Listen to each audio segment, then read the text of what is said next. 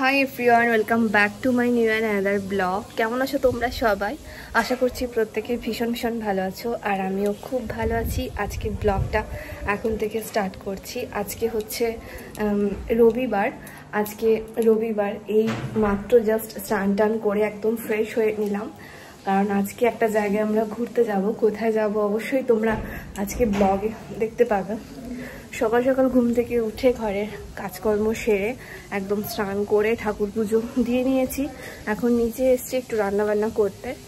রান্না করবো, করে খাওয়া দাওয়া করে তারপর রেডি হয়ে বেরোবো। কালকে বিকেলে তো প্রচণ্ড ঝড় বৃষ্টি হয়েছে, আজকে তাই ওয়েদারটা একটু ভালো আছে।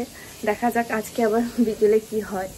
তো রবিবার ছাড়া তো সেরকমভাবে ছুটি পাওয়া যায় না, মাম্মার প্রত্যেক দিনই পড়া থাকে, তারপর ডান্স থাকে। তো আজকে এই জন্য ভেবেছি একটু ঘুরতে যাব। দেখি আজকে আবার কি হয় না হয়। চলো তবে দেখাই তোমাদের আজকে কি কি রান্না হয়েছে। চলো তবে একে একে খুলে দেখাই যে আজকে কী কী রান্না হয়েছে। প্রথমেই আছে এক হাঁড়ি ধোয়া ওঠা ভাত, তার সাথে আলু সেদ্ধ। আলু সেদ্ধ আমাদের ম্যাক্সিমাম দিনই থাকে আর কি, আর অল্প একটু আলু চচ্চড়ি ছিল, সেটা রাখা আছে। আর এইদিকে চলো বাটিটা খুলে তোমাদের দেখাই কি আছে। এই দেখো, অল্প একটু মাছের মাথা দিয়ে খেরো ঘন্ট আছে, সাথে আছে এই যে একটু ভেন্ডি সর্ষে, আর একটু ডাল আছে।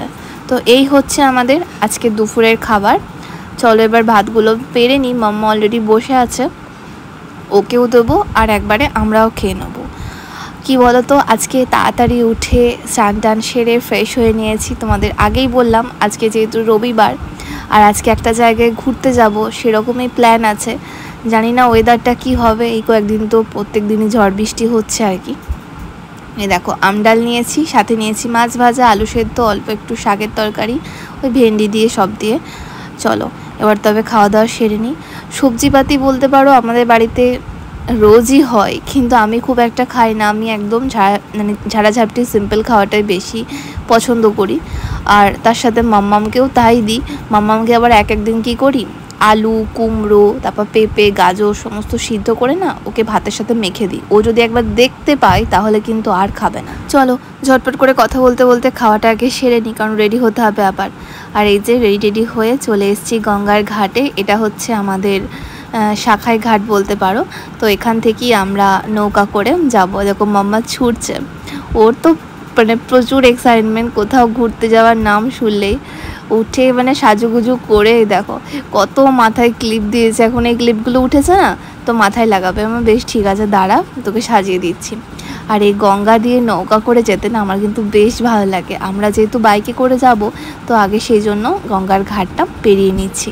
একটু ভয়ও লাগে মাম্মার, কিন্তু হ্যাঁ ভালোবাসি ঘুরতে খুব। আমরা তিনজনায় ঘুরতে খুবই ভালোবাসি। এখন যেহেতু এই ঘড়িতে 3টে থেকে 3:30 মতো বাজে, দেখছি খুবই রোদ আছে, ছাতা নিয়ে এসেছি। বাই চান্স যদি ঝড় বৃষ্টি হয়, তাই একটা ছাতা নিয়ে এসেছি, মাম্মার জন্য রেনকোটও নিয়ে এসেছি। চলো ঘাট পেরিয়ে আমরা এখন চলে এসেছি এই যে সোনারন্দির রাজবাড়িতে। এই সোনারন্দির রাজবাড়িতে আমার মায়ের মামার বাড়ি। কিন্তু হ্যাঁ, আমি কোনোদিনও আসিনি, ফার্স্ট টাইম এলাম। এই জলের মধ্যে যে গোটা মাছ তোমরা দেখতে পাচ্ছ, এই মাছগুলো কিন্তু ভয়ঙ্কর আছে। এই মাছগুলো কেউ কোনোদিন ধরতেও পারে না আর খেতেও পারে না। এই মাছ খেলে নাকি শুনেছি মায়ের মুখে মানুষ মারা যায়, তাই এই জলের মাছ কেউই খায় না। আবার এই জলের মাছ যদি জলে থেকেই যদি মরে যায়, তখন তাদেরকে মাটিতে পুঁতে দেয়। এটা হচ্ছে একটা রাধা গোবিন্দের মন্দির। দেখো কত পুরনো না, দেখে একটু গা ছমছমে ভাব লাগবে, কিন্তু হ্যাঁ ভীষণ সুন্দর। কত ইতিহাস এর মধ্যে জড়িয়ে আছে ভাবো। জায়গাটা সত্যি মানে ফটোশ্যুটের জন্য ভীষণ ভালো। এই যে কত বড় দেখো উঠানটা। এখানে মনে হয় আগে পুজো আচ্ছা হতো। ছোট্ট মতো একটা রাধা গোবিন্দের ঠাকুরও আছে। আর মাম্মা তো এতটা ফাঁকা জায়গা পেয়ে খুবই আনন্দ, মানে খেলাধুলা করছে। আর কত দেখো জায়গাগুলো সব ভাঙাচোরা হয়ে গেছে, মানে অনেক দিনকার পুরনো তো, তাই ভেঙে গেছে। অনেকক্ষণ তো আমরা টাইম কাটালাম এই জায়গাটায়, আর একটু গা ছমছমে ভাব লাগবে যেহেতু চুপচাপ নিরিবিলি একটা জায়গা, ধরো ফাঁকা, কিন্তু সত্যি জায়গাটা ভীষণ ভালো। আজকে ওয়েদারটা বলতে পারো আমাদের সাথেই আছে। যেহেতু ভেতরে কোন ধরনের ফটোশ্যুট করতে দিল না, তাই আমরা রাস্তার ধারে এসে একটুখানি ছবি টবি তুলছিলাম, কারণ ভেতরে কোনো ক্যামেরা অ্যালাউ নেই। এর জন্য। তো রাস্তার ধারে খুবই সুন্দর হাওয়া দিচ্ছিল আর চারিদিকে এত সুন্দর গ্রিনারি, তাই আমরা দাঁড়িয়ে একটু ছবি তুলছিলাম। আর এই রাস্তাটা বেশ ফাঁকা, জানো, আমাদের শহরের মতো নয় যে একদম চারিদিকে গাড়ি ঘোড়া, এর জন্য একটু ফাঁকা বলে দাঁড়িয়ে ছবি টবি তুললাম। তারপর দেখছি ও বাবা, আকাশটা হালকা হালকা ঘোর হয়ে আসছে, জানি না আবার বৃষ্টি বৃষ্টি নামবে কি না, কারণ এখান থেকে আমাদের বাড়ি অনেকটাই দূর। তো তোমাদের দাদা বললো যে চলো সোনারন্দি যখন এসেইছি, কাছেই তো অট্টহাস, তো চলো অট্টহাস থেকে ঘুরে আসি। অট্টহাস তো তোমরা জানো যে আমরা আগেও 2-3 বার এসেছি, ভীষণ ভালো একটা জায়গা। কিন্তু হ্যাঁ, আকাশের পরিস্থিতি খুব একটা ভালো নেই, একদম ভার হয়ে আছে, মনে হচ্ছে ঝড় বা বৃষ্টি কিছু একটা হতে পারে, কিন্তু দেখা যাক কি হয়। ভেতরে যাই চলো। তো ভিতরে যেতে না যেতে দেখছি মেঘ ডাকছে খুবই। তো তোমাদের দাদা বললো যে না, আর রিস্ক নেওয়া যাবে না, কারণ এখান থেকে আমাদের বাড়ি অনেকটা দূর, তাই চলো বেরিয়ে পড়ি। সত্যি বলতে ভীষণ সুন্দর ঘোরা হয়েছে, কিন্তু হ্যাঁ, ফেরার সময় এত কালো অন্ধকার করে মেঘ করে এসেছিল যে আমরা অট্টহাসে গিয়েও মন্দিরে সেরকমভাবে ঢুকতে পারিনি, মানে গেছি আর কি কোনো রকমে, তারপর আবার ওখান থেকে ব্যাক করেছি, কারণ এত কালো অন্ধকার করে মেঘ করে এসছে। আমাদের কাটোয়া থেকে তো অট্টহাসটা বেশ অনেকটাই দূর ধরো, আর বাইক নিয়ে গেছি, মামাম সাথে আছে, আর বাইক নিয়ে ধরো ছাতাতে কোনো কাজই হবে না, এত বিদ্যুৎ চমকাচ্ছিল, তাই ভাবলাম যে চলো, আর এখানে আর দাঁড়ানোটা ঠিক হবে না, বাই চান্স যদি রোডের মধ্যে বৃষ্টি বা ঝড় শুরু হয়ে যায় তাহলে কোথায় দাঁড়াবো বলো। তো এই জন্য আমরা একদম ডাইরেক্ট চলে এসেছি, আর আসতে না আসতে তারপর দেখি ঝড় বৃষ্টি শুরু। এই খানিক্ষণ আগেই পৌঁছেছি, এখনো দেখো মুখ হাত পা কিছু মানে পরিষ্কার করিনি, মানে মেকআপ রিমুভ করিনি, জাস্ট হাত মুখ ধুয়ে হাত পা ধুয়ে ড্রেস ট্রেস চেঞ্জ করলাম। মাম্মামকে একটুখানি ম্যাগি করে দিয়েছি, আজকে সেরকমভাবে বাইরে কিছু খাওয়া দাওয়া হয়নি, কি করে করব বলো।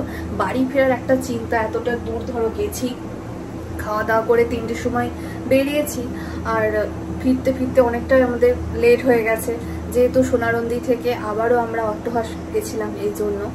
আর সেই জন্য এসে প্রচণ্ড খিদেও পেয়ে গেছে, সেরকমভাবে সন্ধ্যেবেলা কিছু টিফিন হয়নি, ভাবলাম যে একটু বাইরে কিছু খাওয়া দাওয়া করবো, একটু লাসি টাসি খাবো, বা তারপরে রেস্টুরেন্টে গিয়ে কিছু খাওয়া দাওয়া করবো, সেটা তো হলোই না, তাই বাড়িতে এসে খাবার বসিয়েছি। কি রান্না করছি চলো তোমাদের সাথে শেয়ার করি। দেখো এখানে একটা ব্যাটার রেডি করেছি, সুজি দিয়েছি, টক দই দিয়েছি, তার সাথে একটু জিরে লঙ্কা আর অল্প একটু রসুন দিয়েছি, দিয়ে যে একটা ব্যাটার রেডি করে এবার এটা বানাবো। মানে এটা হচ্ছে সুজির চিলা, বাট চিলাটা একটু অন্যরকম ধরনের বানাবো, দোসা স্টাইলে। এর মধ্যে কাঁচা লঙ্কা, শুকনো লঙ্কা, জিরে, রসুন সব রকম দেওয়া আছে, আর টক দইও দিয়েছি, দিয়ে ব্লেন্ডারে দিয়ে পেস্ট করে নিয়েছি।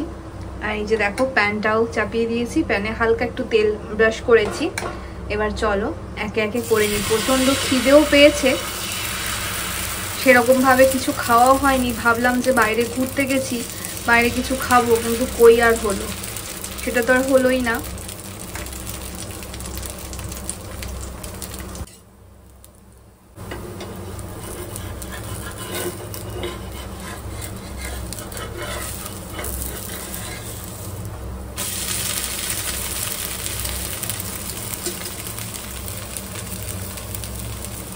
আজকে ব্লগটা এখানেই শেষ করছি, কেমন লাগলো অবশ্যই কমেন্টে জানিও।